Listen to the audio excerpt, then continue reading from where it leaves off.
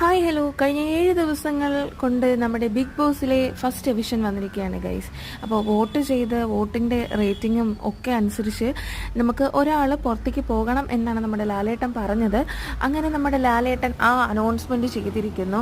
ആരാണ് പുറത്തേക്ക് പോകേണ്ടത് എന്നുള്ളത് വേറെ ആരുമല്ല, രഞ്ജിത്ത് മുൻഷി എന്ന് പറയുന്ന ഇദ്ദേഹമാണ് പുറത്തേക്ക് പോയിട്ടുള്ളത്.